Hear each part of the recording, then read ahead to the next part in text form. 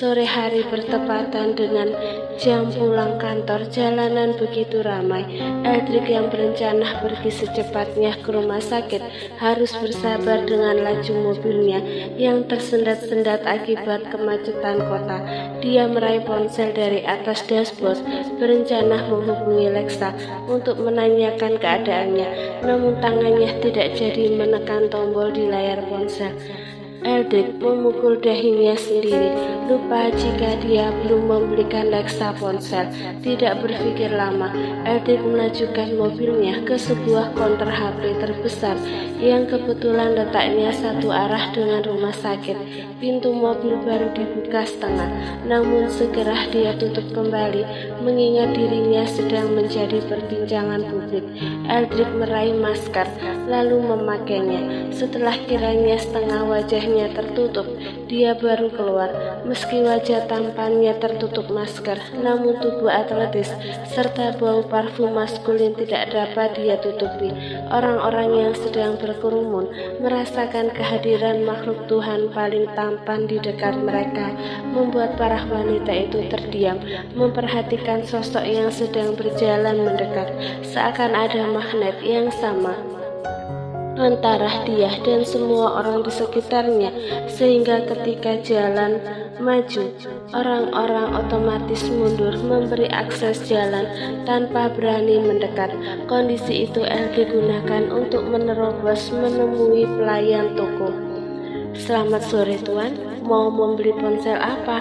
tawar seorang wanita di balik etalase meja kaca dengan berbagai merek ponsel bertengger di dalamnya. "Berikan saya satu ponsel terbaru dan terbaik yang ada di konter ini," jawab Eldrik. Mendengar suara bariton keluar dari mulut pria tampan itu membuat beberapa wanita di dekatnya semakin tersiir. "Ini ada 3 ponsel keluaran terbaru. Untuk yang tidak perlu dijelaskan, saya sedang terburu-buru. Dari 3 ini yang paling mahal saya ambil." Pelayan itu pun mengangguk mengerti. Eldrik mengangkat tangannya untuk melihat jam. Waktu terasa bergulir terlalu cepat, padahal dia merasa baru saja masuk memesan ponsel tapi rasanya sudah berjam-jam. Sebelumnya dia berencana nanti malam akan menyelesaikan pekerjaannya di The Bloods. Namun mendengar kabar istrinya sendiri di rumah sakit saja sudah tidak tenang. Sembari menunggu proses pembayaran, setelah dia menyerahkan black card, dia mendengar bisikan-bisikan mendambah dari para wanita di belakangnya. Namun ada obrolan yang membuatnya mulai terpancing emosi. Wajahnya pasti tampan. Seandainya masker itu dibuka, aku akan segera mengarahkan kamera untuk mengambil gambarnya. Hati-hati, pria tampan pasti banyak maunya. Kayak beritanya Eldrik dengan janda itu ya. Cara menjerat Eldrik, dia ngejual tubuhnya secara cuma-cuma. "Hah? Serius? Semurah itukah dirinya?" Beritanya super akurat, karena dari mulut artis pendatang baru itu, dia kan kakaknya si cewek janda murahan. Menjijikkan. Eldrik mengepalkan tangannya yang sedang bertengger di atas meja etalase, membuat pelayan konter yang sedang mengetik nota pembayaran di mesin kasir dapat melihatnya. Awalnya dia heran, kenapa pelanggannya tiba-tiba terlihat marah. Apa karena dia melayani terlalu lambat? Tapi setelah melihat struk pembayaran yang tercetak dari mesin IDC, pelayan itu membulatkan matanya. Nama pemilik bracket itu terpampang jelas di bagian atas kertas putih itu. Eldrik segera menempelkan telunjuk di depan maskernya, mengerti dengan ekspresi terkejut wanita di depannya. Pelayan itu mengerti dan tetap diam. Dia memasukkan pesanan ke paperback, kemudian memberikan kembali black card beserta struk pembayaran ke pemiliknya. "Terima kasih Tuan, ditunggu kedatangannya kembali," ucap pelayan itu dengan sopan. Eldrik berbalik, menatap tajam ke arah gerombolan yang membicarakan hal buruk mengenai pernikahannya, membuat wanita-wanita itu diam ketakutan. Ingin rasanya memaki dan mengatakan yang sebenarnya, tetapi rasanya percuma. Eldrik harus menyelesaikan semua segera di depan publik untuk membungkam Semua mulut pedas sebelum Lexa dapat mendengar semua cacian tidak berdasar itu. Piringan matahari sebagian telah hilang dari cakrawala. Senja di sore hari menjelang malam mengiringi langkah Eldrick yang baru menginjakkan kaki di basement rumah sakit. Dengan langkah lebar dan menenteng paperback, dia berjalan menuju ruang VVIP. Banyak tatapan dan senyuman ramah dari orang-orang yang dia lewati tidak dihiraukan sama sekali. Pikirannya hanya tertuju pada Lexa. Sesampainya di depan pintu, dia mendeham, mendengarkan pita suaranya yang mungkin saja sedikit serak supaya terlihat biasa saja saat bertemu dengan Lexa di dalam. Setelah suara dan nafasnya teratur akibat tubuhnya dia bawa untuk berjalan cepat menyusuri koridor yang panjang, Eldrick membuka pintu tanpa mengetuk terlebih dahulu karena tidak ingin mengganggu jika Lexa sedang tertidur. Setelah dia buka, bukan hanya pintunya yang terbuka lebar, tetapi juga matanya yang membulat terbuka lebar. Bukannya melihat Lexa terbaring sendiri, dia justru melihat sang istri sedang memutar tubuhnya ke arah samping ranjang yang berlainan arah dengan pintu masuk. Namun bukan karena itu yang membuatnya terkejut. Ada Julio di samping Lexa. Pria itu berdiri menunduk dengan tangan kanannya mengusap-usap lembut punggung Lexa. "Ada apa ini?" teriak Eldrick dengan rahang mengeras. Inikah rasanya memergoki sang istri sedang bersama mantannya, terlebih mantannya adalah saudaranya sendiri. Matahari terus bergerak ke barat, pertanda sore semakin mendekati senja. Lexa kini masih tertidur cukup lama karena efek obat yang dia minum siang tadi. Sebelumnya dia memaksa Mami Ju untuk pulang lebih dulu. Dia tidak ingin menyusahkan orang lain, terlebih mertuanya sendiri. Dengan alasan menjaga Deon, akhirnya Mami Jo dengan berat hati meninggalkan Lexa sendiri.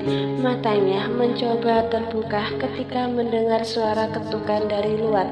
Terlalu lama tidur bukannya membuatnya bersemangat, justru rasa malasnya untuk bangun terlalu besar. Apa karena tubuhnya belum mau menerima makanan apapun? Makanan siang hari yang harus dia habiskan setelah meminum obat masih utuh berada di nakas samping tempat tidur. "Ya, masuk," jawabnya lemah sembari mengangkat tubuhnya untuk dapat duduk bersandar.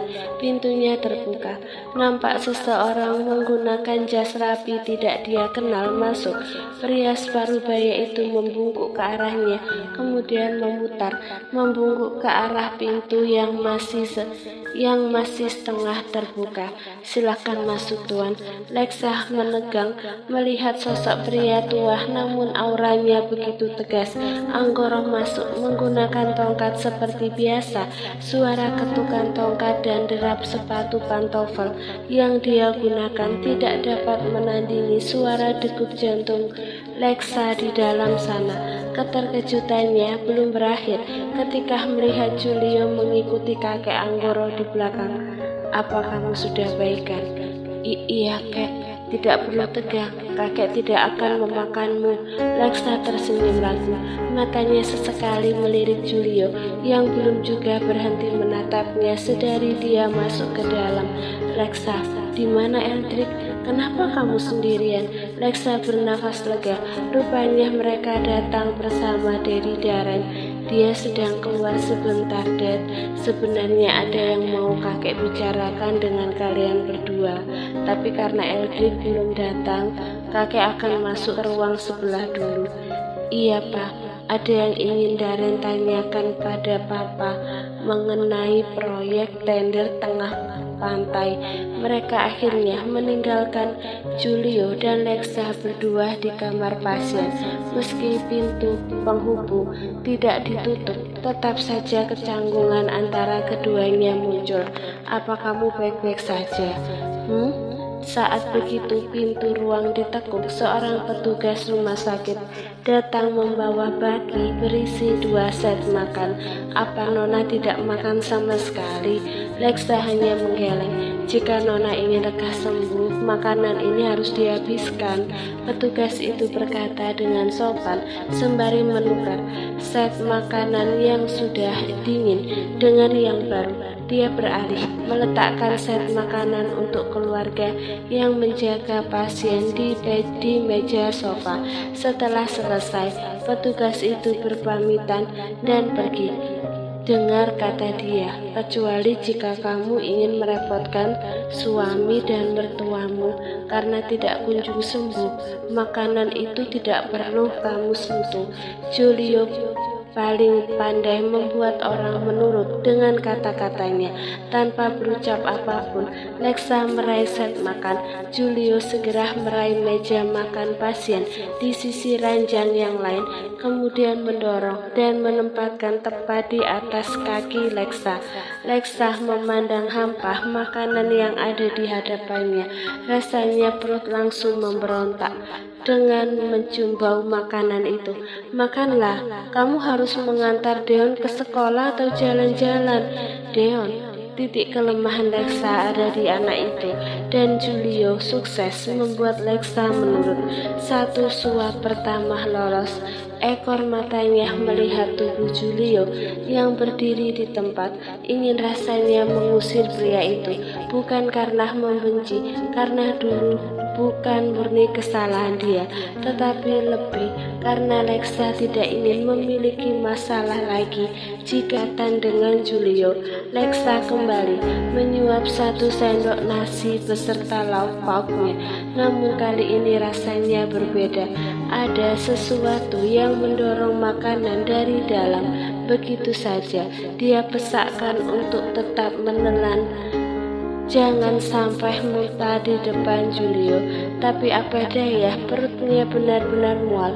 Dia menutup mulut dan membuang sebagian tubuhnya ke samping hingga membuat meja makan dorongnya ikut terseret. Prang, semua isi meja tumpah mengenai kaki Julio. Begitupun isi perut Lexa turut mengotorkan lantai sisi kanan ranjang tanpa merasa jijik. Julio mengusap punggung Lexa, menyingkap rambut panjang yang menjuntai melewati telinga dan sebagian sudah terkena mentahan. Ada apa ini? Terdengar suara lantang dari arah berlainan, membuat Julio menoleh, mendapati Eldrick nampak emosi berjalan ke arahnya. Baru saja dia akan berucap kasar, dia melihat Lexa mengeluarkan isi perutnya, masih dengan posisi yang sama.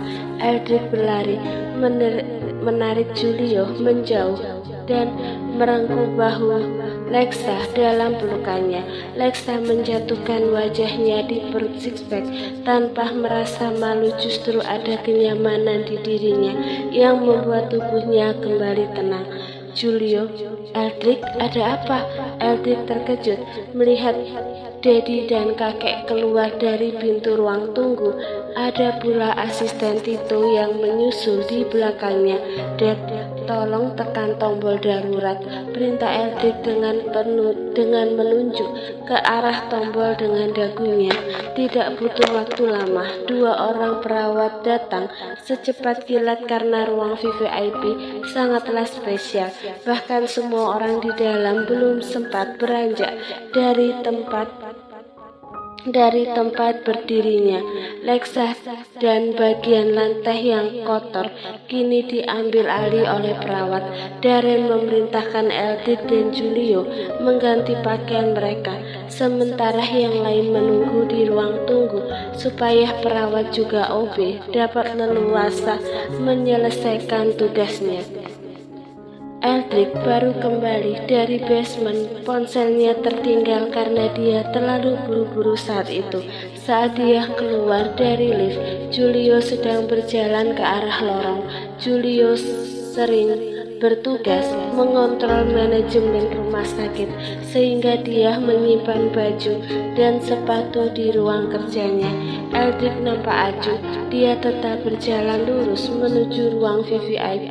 "Selamat ya," ucap Julio yang sudah ada di belakang Eldrick. Dia sengaja berjalan cepat untuk dapat menyusul adik sepupunya itu yang mungkin sebentar lagi akan menjadi rival.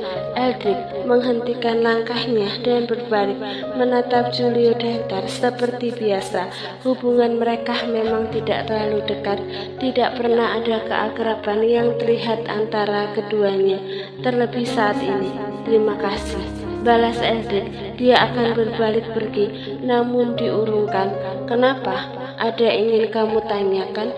Tidakkah kamu penasaran dengan masa laluku dengan istrimu?" Julio menaikkan alisnya menunggu reaksi Eldrick yang sudah kembali menatapnya. "Sebenarnya sedekat apa masa lalu kalian?" tanya Eldrick datar, sementara pria di depannya itu menyunggingkan senyum miring. "Kami hampir saja menikah, tetapi Mama terkena hasutan kakak tiri Lexa, Yura, sehingga di pikiran Mama sampai saat ini, jika Lexa bukan perempuan baik-baik." Ya, kata-kata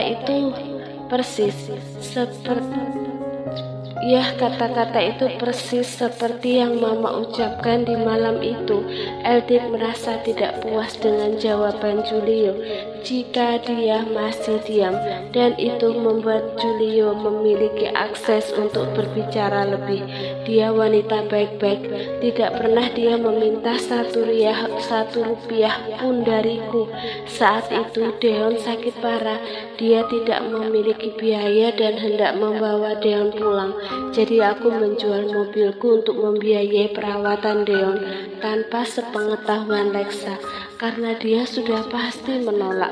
Untuk perkataan Mah mengenai menjual tubuhnya, tentu tidak benar. Bukan dia, tetapi aku yang memaksa." Eldrick mengerutkan keningnya, tidak mengerti dengan kata terakhir yang Julio ucapkan. "Aku yang memaksa karena kami akan segera menikah, dan akhirnya dia mau memberikan tubuhnya untukku," ucap Julio penuh percaya diri dan bersiap melihat kecemburuan Eldrick. Bukannya marah, Eldrick justru tertawa, dan itu membuat Julio perlahan menghilangkan senyumnya.